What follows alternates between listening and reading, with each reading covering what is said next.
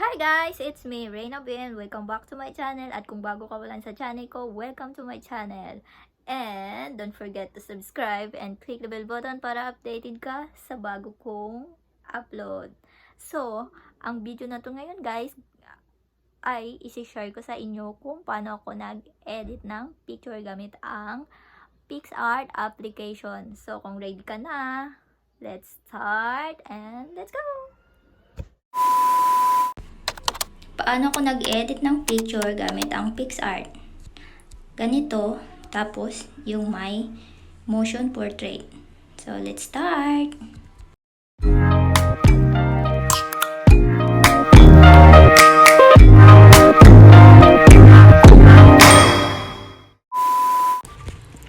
Una guys, mag-download muna kayo ng Picsart, tapos i-open.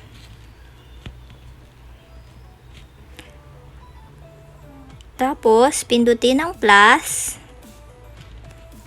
Tapos, pili ka ng picture na gusto mo.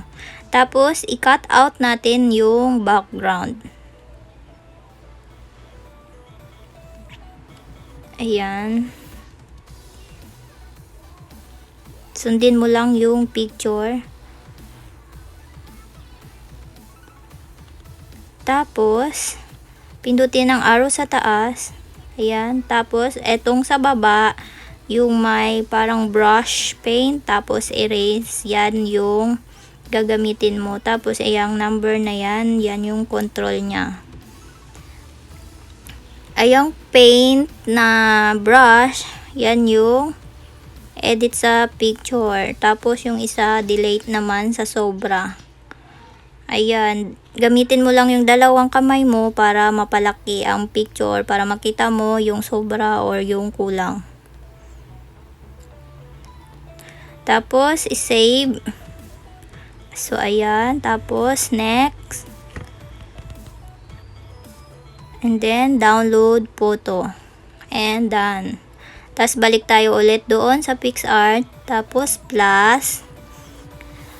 And then, kuha ka lang ng background na white.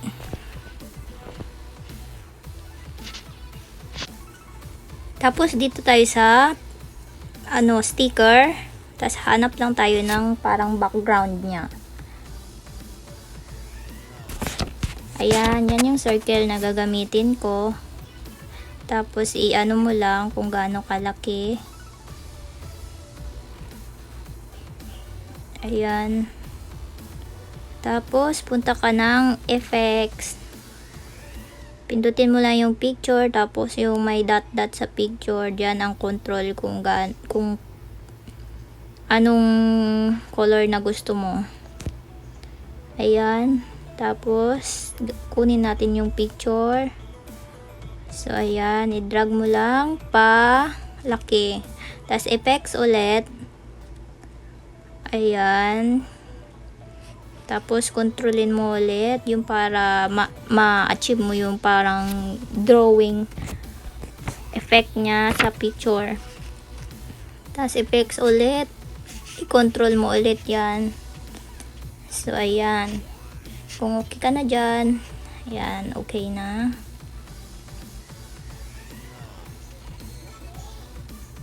Igitna mo lang siya dyan sa circle. Tapos, sticker ulit. Kukunin natin itong draping effects. Ayan. Tapos, pindutin mo yung blend. Tapos, yung lighten. Ayan.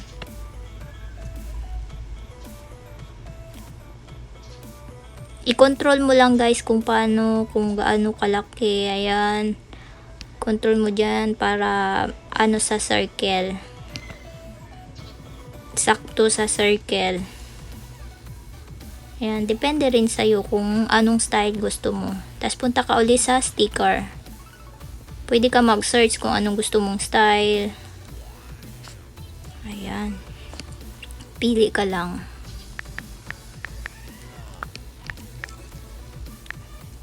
Search natin yung heart crown.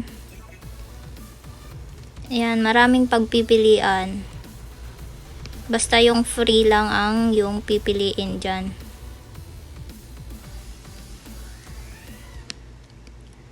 Yan, hanap tayo yung nababagay sa picture. So, itong flower ang gusto ko.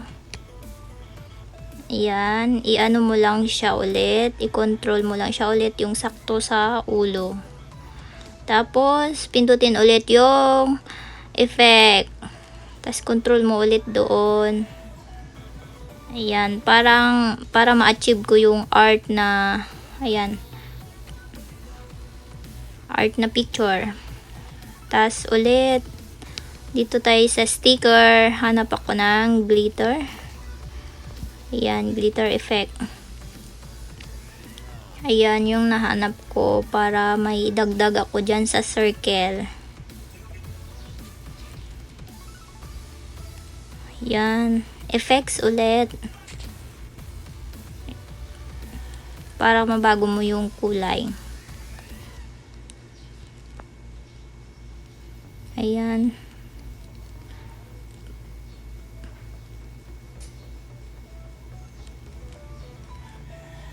Itama mo lang sa circle para mas okay tingnan. Tapos dito tayo sa brushes. So ayan, nag-drawing lang ako dyan sa circle ng star. Pili ka lang kung anong gusto mong style. Kung gusto mo mas bongga, yan. Pili ka lang dyan. Tapos ilagay mo lang dyan sa picture. Style, and then next, and then save. So done. So tapos na tayo dyan sa picture. Tapos punta tayo sa photos. Check natin yung ginawa natin. Ayan, yan na yung nagawa natin. Paano lagyan ng motion portrait? So una, download ka ng motion portrait na apps, tapos pindutin mo lang yan, and then punta ka sa library, tapos kunin mo yung picture na inedit mo. So ayan, okay, and then pindutin mo lang yung green yung sa eyes, tapos ano mo lang, control mo lang. Ayan, yung sa baba, yan yung control nya.